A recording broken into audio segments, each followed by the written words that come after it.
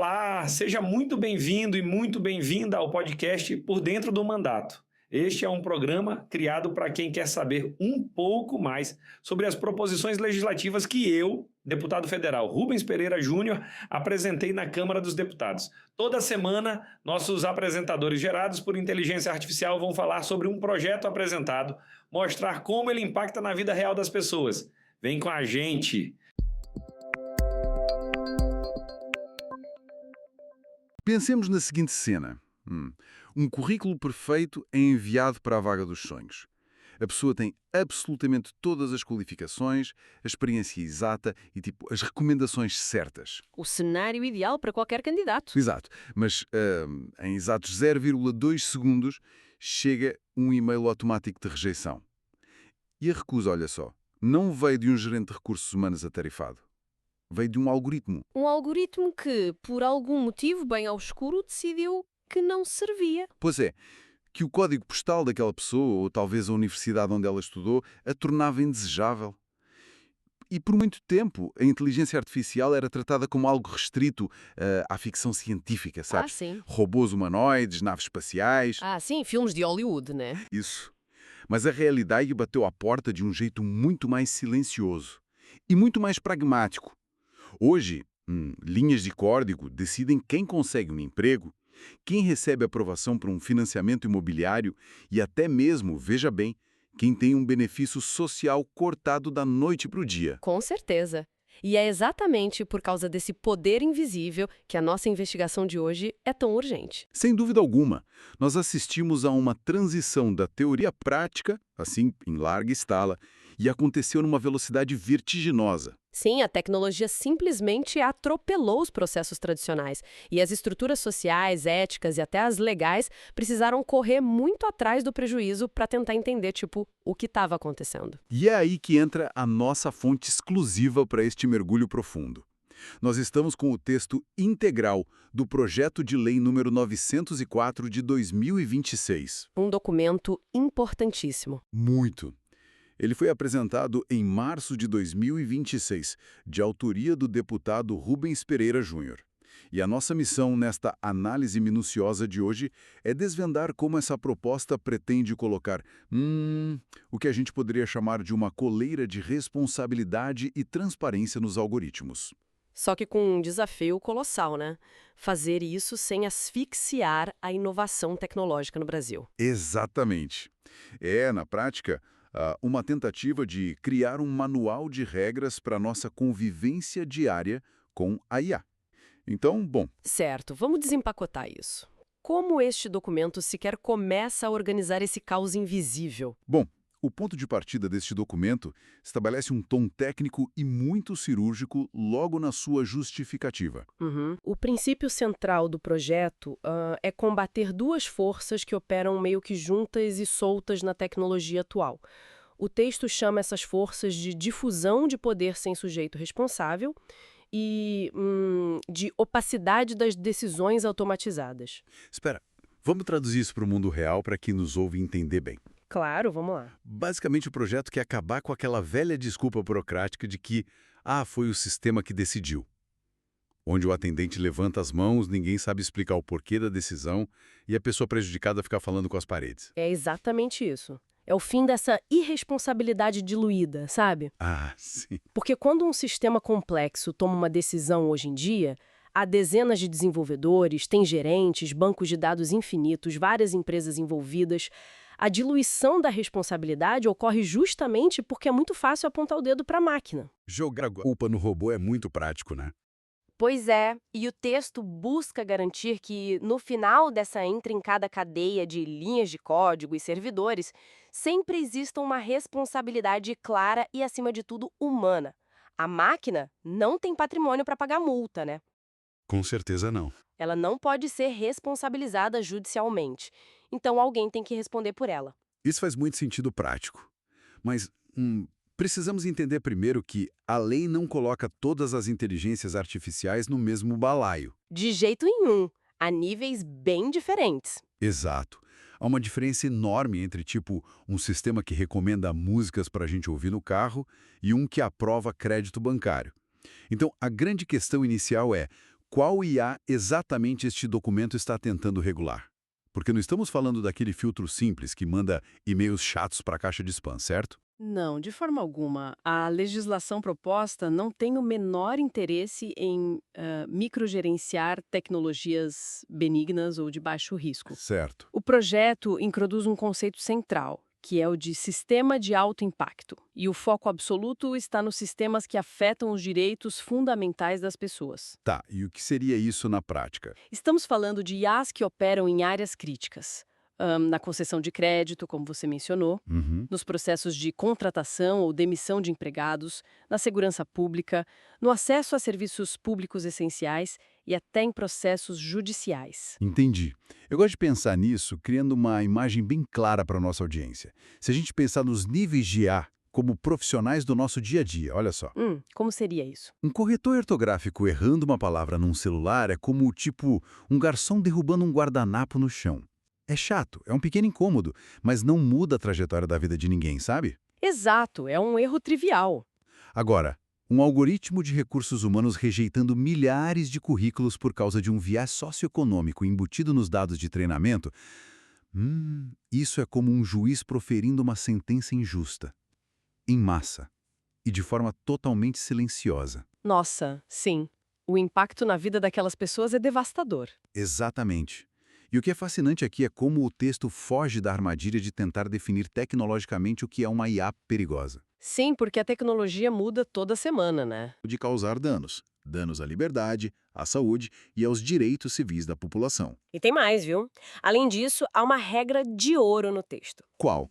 Qualquer sistema que possua o potencial de discriminar grupos protegidos, e aí estamos falando de discriminação por raça, sexo, orientação sexual ou idade, cai imediatamente nessa categoria de alto impacto, independentemente de qual seja a sua função primária. É uma abordagem inteligente. Focar no estrago e não no código. Tudo isso parece estar muito ancorado na ideia de proporcionalidade, né? Sim, perfeitamente alinhada. A lei basicamente diz assim: o tamanho e o peso da regulação que vai cair sobre a empresa são exatamente proporcionais ao tamanho do estrago que o algoritmo dela pode causar na sociedade. Correto, esse é o princípio da minimização de risco. Se a ferramenta pode alterar o destino financeiro ou a liberdade de um indivíduo, as amarras legais ao redor dela precisam ser de aço. Perfeito. Então, bom, se já sabemos identificar com clareza quais são essas IAs potencialmente perigosas, a próxima etapa é crucial. Como o governo e a sociedade vão controlá-las antes que elas façam estragos reais? Essa é a grande transição do texto. Porque, de uma definição de risco, nós precisamos passar por uma prevenção estrutural. Não adianta nada aplicar uma multa milionária depois que milhares de pessoas já perderam seus benefícios sociais indevidamente, né? Como funciona essa barreira preventiva? Bom, o projeto ataca exatamente essa necessidade preventiva através de mecanismos que obrigam a empresa a abrir o jogo antes de entrar em campo. Uhum. A primeira grande barreira é o registro prévio. Tornou-se obrigatório um cadastro público mantido por uma autoridade central, que no caso é a Autoridade Nacional de Proteção de Dados, a ANPD. A famosa NPD. Isso mesmo. E esse cadastro tem que acontecer antes mesmo de o sistema rodar no Brasil. Não dá para a matriz de uma gigante de tecnologia lá fora simplesmente lançar uma atualização de algoritmo globalmente e, vendo o que dá por aqui. Ou seja, eles precisam pedir licença. E mostrar o que estão trazendo na bagagem. Mais do que isso, o fornecedor precisa identificar claramente quem desenvolveu a tecnologia, fornecer metadados detalhados sobre como o sistema foi treinado, ou seja, qual foi a dieta de informações que aquela IA consumiu para aprender a tomar decisões. Certo. E o mais vital de tudo, apresentar uma verificação criptográfica da versão do modelo, que no jargão técnico é chamada de hash. Nós vamos precisar falar sobre esse hash em 1 segundo, porque ele muda as regras do jogo. Mas, além desse cadastro, o projeto introduz uma sigla que parece ser o coração da transparência, a AISJ. Sim, a avaliação de impacto sociojurídico. Isso. E o detalhe que me chamou muita atenção é que ela precisa ser prévia e, principalmente, pública. Exatamente, pública. Quer dizer, as empresas que quiserem rodar essas IAs de alto impacto precisam colocar uma versão resumida dos riscos desse sistema para consulta pública durante 30 dias. Sim. É como dizer, olha, sociedade, Nós vamos lançar este robô para analisar pedidos de empréstimo, e estes são os riscos que nós calculamos. Dá a chance para que especialistas, ONGs ou qualquer cidadão levantem uma bandeira vermelha antes da máquina ser ligada, né? Essa fase de consulta pública é uma verdadeira mudança de paradigma. Ela tira o monopólio da avaliação de risco de dentro das salas de reunião fechadas das empresas de tecnologia e coloca tudo sob a luz do escrutínio público. É fantástico. Mas olha, o mecanismo de prevenção não para por aí. Existe uma exigência técnica no texto que é indiscutivelmente a mais rigorosa. Qual seria? O registro de eventos, ou o que eles chamam de login imutável. Ah, esse é o ponto que eu queria explorar. O projeto obriga que todos os eventos e decisões da IA sejam registrados de uma forma que, não possa ser apagada. E que essa informação seja guardada por pelo menos 5 anos. Exato, 5 anos de registro intocável. É basicamente a caixa preta de um avião, só que indestrutível. Se o algoritmo negar um financiamento de uma casa ou bloquear um benefício de saúde, não tem como o desenvolvedor entrar sorrateiramente no sistema de madrugada, sabe? E apagar o histórico daquela decisão constrangedora. Fingir que nada aconteceu, né? Isso, fingir que foi apenas um bug passageiro. Tudo fica cravado na pedra digital. E essa analogia da caixa preta é absolutamente precisa. E a chave tecnológica que faz essa caixa preta funcionar e ter validade legal de fato é justamente aquele termo que mencionamos agora há pouco, o hash. O famoso hash. Isso. Para entender a genialidade disso, precisamos pensar no hash como uma identidade criptográfica única. Uma verdadeira impressão digital daquele código específico naquele exato momento. Então, se eu alterar uma única vírgula no código do meu programa, essa impressão digital muda completamente? Exatamente. Muda de forma drástica e detectável. Imaginemos um cenário prático para ilustrar. Uma empresa percebe, após várias reclamações, que a sua IA de contratação está tomando decisões veladamente preconceituosas contra um determinado grupo demográfico. Certo, um pesadelo de relações públicas. Total. E o instinto corporativo de autopreservação poderia ser o de tentar substituir secretamente essa versão problemática por uma nova versão corrigida, sem admitir o erro para ninguém. Abafar o caso. Exato. Mas com a exigência do hash vinculada ao login imutável, isso se torna impossível. Se o código for alterado, o hash muda. E ao mudar, o registro denuncia imediatamente a alteração para os auditores. Uau! É um mecanismo brilhante de controle. É isso que viabiliza na prática o princípio da auditabilidade, né? Sim, sem sombra de dúvida. Garante que as autoridades possam olhar para o passado, para uma decisão tomada há 3 anos, e saber com precisão matemática qual versão exata do algoritmo tomou aquela decisão lesiva, impedindo qualquer acobertamento corporativo. Isso impede a reescrita da história digital. A documentação garante a integridade da linha do tempo. É muito forte. Realmente, essa estrutura técnica é impressionante no papel. A teoria é fantástica, mas vamos descer um pouco da nuvem e ir para a realidade das ruas. Vamos lá. A documentação do algoritmo pode estar impecável. A empresa multinacional pode ter registrado o hash perfeitamente na ANPD. Tudo nos conformes. Mas e quando um indivíduo comum, sem conhecimento técnico, tenta acessar um serviço público? Sim. Ou pede uma linha de crédito essencial para sua sobrevivência e a máquina friamente, simplesmente diz não.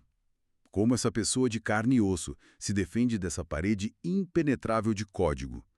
Onde está o freio de emergência nesse trem-bala? Essa é a transição essencial da teoria tecnológica para o impacto humano real, e o texto trata isso com muita robustez. O foco deixa de ser apenas a máquina e passa a ser o cidadão afetado. Graças a Deus. A proposta garante o direito inegociável a uma explicação clara. Não basta mais aquele aviso genérico e frustrante de solicitação recusada pelo sistema, que todos nós já vimos alguma vez na vida. Ah, aquele pop-up vermelho que não te diz absolutamente nada. Dá uma raiva. Exato. É terrível. A pessoa afetada tem agora o direito de saber a lógica essencial do sistema.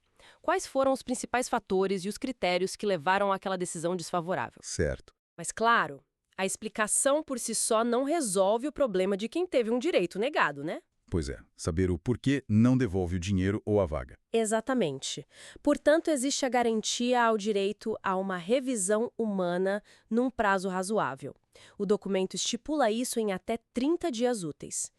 E há uma regra que muda totalmente o balanço de poder. Qual regra? Se a pessoa contestar formalmente uma decisão automatizada que restrinja seus direitos ou traga prejuízo significativo, os efeitos dessa decisão podem ser suspensos imediatamente, até que um humano analise o caso. Uau! Isso significa que a punição ou a restrição não entra em vigor no momento em que a máquina aperta o gatilho, pelo menos se houver contestação. Exatamente. E é aí que chegamos à figura central do Humans in the Loop, ou, em uma tradução livre, o humano no circuito. O projeto exige aprovação humana qualificada e obrigatória para decisões de altíssimo impacto. Sim, decisões críticas. Negar um benefício público, demitir um funcionário ou bloquear contas causando um grande prejuízo financeiro. Nesses cenários extremos, a máquina perdeu a autonomia. Ela não tem autorização para apertar o botão vermelho sozinha. Nem pensar. Um ser humano tem que avaliar, concordar ou discordar da sugestão do algoritmo. E essa ação humana tem que ficar registrado nos logs. É o freio absoluto. A máquina sugere, o humano decide. A palavra final volta para a responsabilidade biológica. Bom, aí é que a coisa fica realmente interessante. Por quê? Vamos pensar como o setor de tecnologia e finanças opera na vida real. A obsessão do Vale do Silício e das grandes corporações é tipo a escalabilidade infinita com custo marginal zero. Sim, é o modelo de negócio deles. Exato. Se uma gigante financeira contrata uma IA revolucionária justamente para conseguir processar 3 milhões de requisições de seguro por minuto, e de repente a lei brasileira exige que um ser humano de carne e osso sente numa cadeira, revise contestações e decida manualmente as rejeições mais graves. Isso não vai criar um gargalo colossal nas operações? A empresa vai precisar contratar milhares de revisores? Não estamos, de certa forma, matando a eficiência brutal que é exatamente a grande promessa comercial dessa tecnologia? Olha, se conectarmos isso ao panorama geral das políticas públicas, a resposta é que essa é uma escolha deliberada. Deliberada, sim. O que essa proposta faz é, no fundo, uma declaração incisiva de valores éticos da sociedade. Sim, a regra aceita conscientemente sacrificar uma margem de eficiência crua. Ela propõe abrir mão de uma velocidade extrema em nome do devido processo legal e da preservação inegociável da dignidade humana. É admitir que tem coisas que não devem ser otimizadas até o limite se o preço for a injustiça massa, né? Exatamente. A premissa central é que a eficiência econômica e o lucro em escala não podem ser alcançados à custa de atropelar direitos fundamentais de forma automatizada. Faz sentido. No entanto, o legislador não foi cego ou ingênuo em relação à necessidade de desenvolvimento tecnológico e inovação do país. Existe um mecanismo flexível no texto, a previsão dos chamados sandboxes regulatórios. Sandboxes. Isso, que são regimes experimentais e pilotos. Mas o que seria exatamente um sandbox nesse contexto jurídico? É tipo uma caixa de areia onde as crianças podem brincar sem quebrar nada da casa? A analogia é excelente, é bem por aí. São ambientes controlados onde empresas podem testar inovações radicais na prática. Ah, interessante. Eles permitem que algoritmos novos operem com certas isenções temporárias de regras mais pesadas. Mas veja bem, sempre dentro de limites geográficos, temporais ou de público muito estritos. Não é bagunça, então. Não. E com salvaguardas rigorosas previamente aprovadas por uma autoridade governamental. É um laboratório no mundo real. Isso permite que a tecnologia amadureça e prove a sua segurança estatística antes de ser solta no mercado aberto. Entendi. Porque aí sim, no mercado aberto, ela terá a obrigação estrita de revisão humana em larga escala. É um compromisso bem sensato. Dá espaço para o laboratório testar a novidade de forma segura, sem travar a pesquisa, mas impede que a sociedade inteira seja usada como cobaia de um software beta, né? Exatamente. Protege a população. Bem, nós já mapeamos as definições de alto impacto, as medidas de prevenção e os freios de emergência humanos. Mas sabemos que regras lindamente escritas, sem uma fiscalização com dentes afiados, costumam virar apenas sugestões elegantes que grandes corporações ignoram. Ah, com certeza. A gente vê isso o tempo todo. Pois é, como este projeto propõe garantir que gigantes globais da tecnologia que faturam bilhões de dólares a mais que o PIB de muitos países, e até mesmo os grandes órgãos do poder público, vão de fato abaixar a cabeça e obedecer a essas regras no Brasil? Essa é a parte onde o texto mostra suas garras, sabe? A rede de segurança institucional que dá peso real à proposta é distribuída em deveres e, crucialmente, em punições bem severas. Certo. Primeiramente, as obrigações de conformidade não são nada leves. Os titulares dessas inteligências artificiais de alto impacto precisam manter planos concretos de contingência técnica e de recuperação de desastres. Como assim? Se a IA colapsa ou começar a errar bizarramente, a empresa tem que ter um plano pronto de como desligar tudo e reverter os danos em tempo recorde. Ah, então não pode ser um improviso na hora da crise. Exatamente. Não dá para pensar no que fazer só quando o incêndio já começou. Além disso, as empresas são submetidas a auditorias independentes periódicas. A recomendação do texto é de uma frequência mínima de 1 vez por ano. E quem faz essa auditoria? A própria empresa? Não, de jeito nenhum. Essas auditorias precisam ser conduzidas por profissionais ou entidades acreditadas, externas à empresa. Para garantir a isenção. Entende? E se houver descumprimento, negligência ou vazamentos, as sanções escalonam rapidamente. Começam com advertências e multas financeiras que são proporcionais à capacidade econômica da empresa. O que significa que gigantes podem pagar multas astronômicas. Sim, valores altíssimos.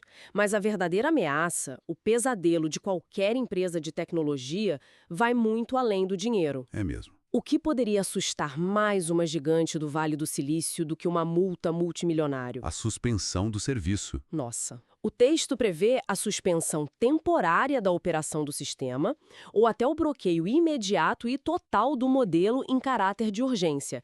Isso caso seja detectado um risco iminente à ordem social ou à segurança pública. Caramba! É a autoridade dizendo, tipo, desliguem os servidores dessa IA agora, no Brasil inteiro, até provarem que ela é segura. Para o modelo de negócios de tecnologia, ficar fora do ar é o dano máximo.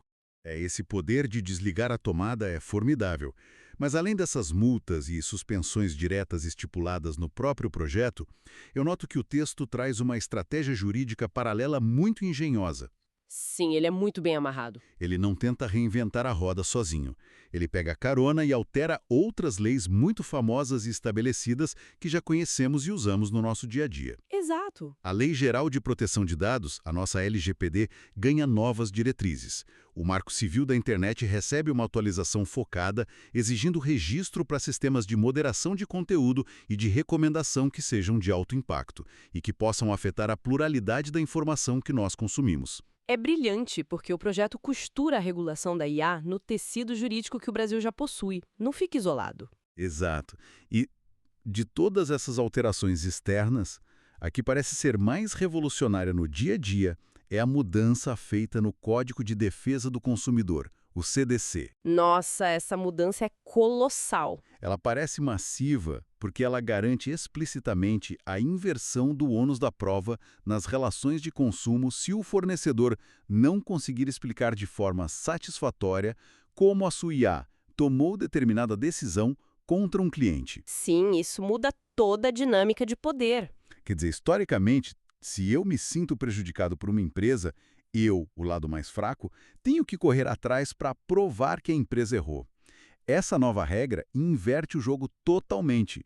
A empresa de tecnologia bilionária é que tem a obrigação legal de abrir a caixa preta dela no tribunal e provar para o juiz que o algoritmo dela não discriminou ou não errou comigo. É uma proteção gigantesca para o cidadão. Então, o que tudo isso significa na prática arquitetônica do Estado? Como cidadão, as empresas e o governo vão reger essa nova orquestra de leis interligadas. Olha, significa que estamos diante de uma abordagem de verdadeira genialidade legislativa. Em vez de criar um código totalmente isolado, denso e desconectado da realidade que fatalmente poderia gerar anos de conflitos de interpretação jurídica ou simplesmente acabar sendo ignorado pelas varas comuns no interior do país, esta proposta espalha tentáculos legais tentáculos. Sim, tentáculos por toda a estrutura de proteção de direitos que já está sedimentada na nossa cultura. Ele arma o consumidor comum lá na ponta da linha com o poder já consagrado do CDC. Nossa, isso traz o problema da ficção científica direto para o PROCON e para o juizado especial. Exatamente. O debate sai da teoria dos programadores e vai para o balcão de defesa do consumidor. Ao mesmo tempo, o projeto também impõe rédeas ao próprio Estado. O governo também tem que obedecer. Com certeza. Ele exige que a administração pública revele e documente claramente os parâmetros e objetivos dos seus próprios algoritmos governamentais. Isso garante que o poder público não possa usar uma inteligência opaca como escudo para justificar a recusa de serviços essenciais à população. Faz todo sentido. E para coordenar toda essa sinfonia regulatória, a Autoridade Nacional de Proteção de Dados, a ANPD, assume o papel de grande coordenadora nacional. Mas ela não faria isso sozinha, certo?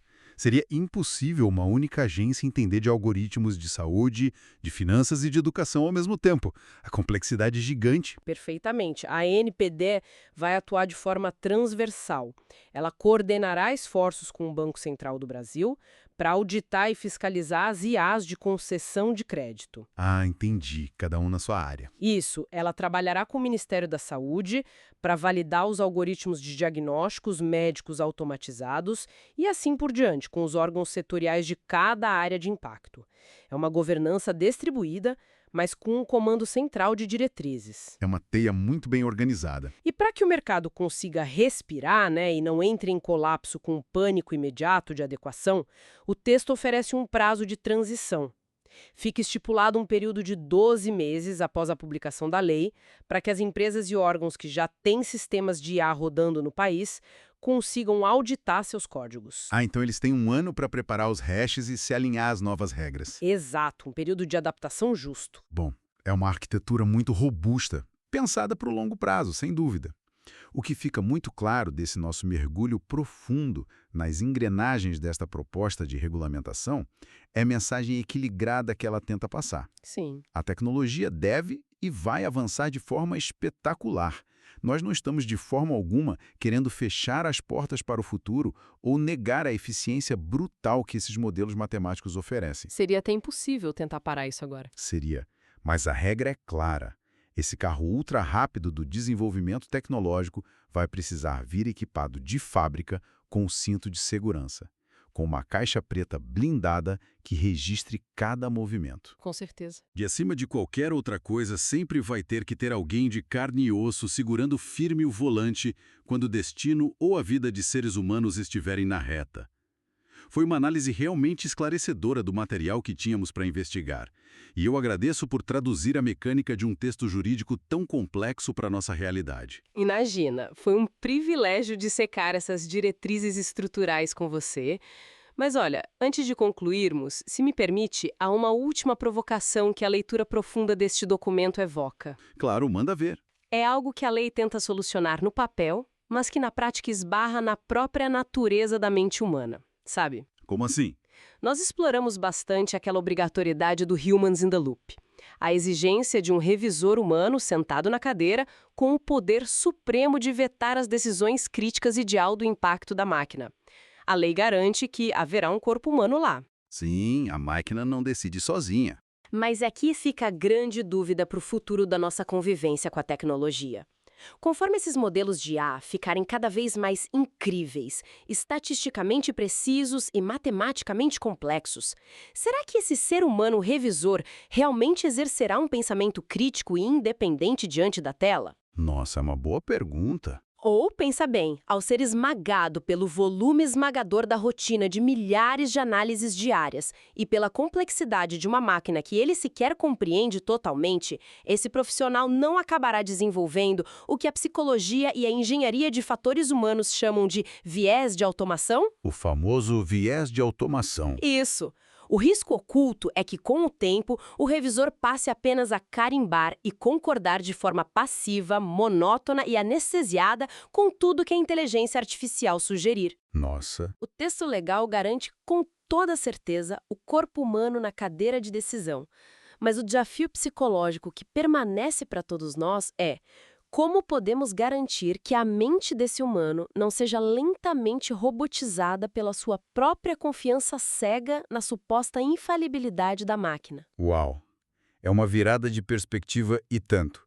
O objetivo final talvez seja garantir que o humano continue sendo irremediavelmente humano diante do peso de uma máquina quase perfeita, não virando apenas um acessório orgânico do computador, né? Exatamente isso. Bom, nós deixamos essa provocação no ar para quem nos ouve.